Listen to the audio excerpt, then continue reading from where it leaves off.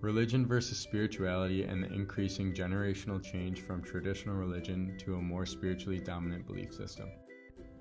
My purpose in this video is to inform 3 different targeted demographics on the advancements in spirituality and the reasons behind it.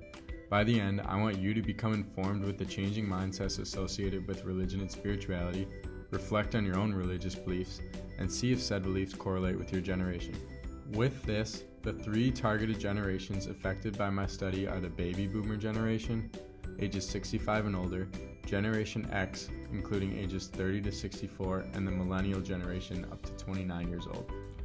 Pew Research Center from years 2012 to 2017 conducted information on men, women, and children of all different ages and backgrounds within the United States on their stance in regards to spiritual but not religious Americans. Baby boomers exemplified the smallest change in percentage from 14 to 17%, meaning that they are more committed to a traditional religious lifestyle. Generation X increased by 8% from 21 to 29, and the highest increase is the millennial generation with 20 to 29%.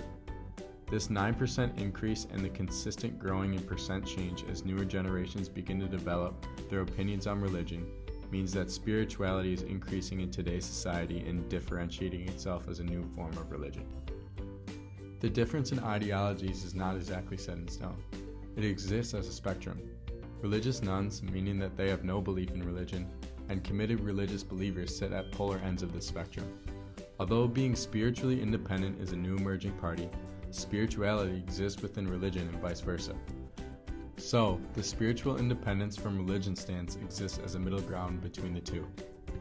Each individual from the 3 different demographics may have a different amount of spirituality incorporated within their belief system. So taking a side on spirituality being either religious or autonomous and eliminating the independent spirituality from the spectrum completely leaves a lot of individuals in the median range confused on if they are considered religious or not. There really is a need for the name spiritual but not religious stance. The spiritual but not religious arise stems from a history of increased secularization. Psychologist Peter C. Hill, specializing on the introduction of spiritual independence, introduces a thesis on secularization leading to the fall of religion, stating, "The rise of science in the West may have well produced relatively rapid secularization, but fast or slow, if secularization is universal and normal, then it does imply the eventual failure of specific religious organizations as they become too worldly and too emptied of supernaturalism to continue to generate commitment." The occurrence of secularization influences more science into the newer generations of religion and produces increasing disillusionment and more spiritually curious generations. Religion developed a negative connotation over time of being stern and strict, while the climbing spirituality alone was seen as more personable and attractive to the newer generations. Personally, I agree with the cultural adaptation allowing a more accepting religious form of spirituality. I see myself as more of a passive believer and have opened up to a more spiritual lifestyle.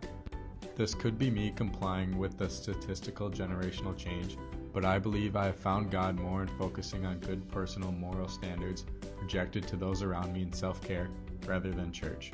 With my open-minded outlook, society is more susceptible to religious tolerance, and being religiously tolerant would eliminate the hostility associated with these arguments, because a belief is personal to the one practicing. This has been Religion versus Spirituality. Thank you.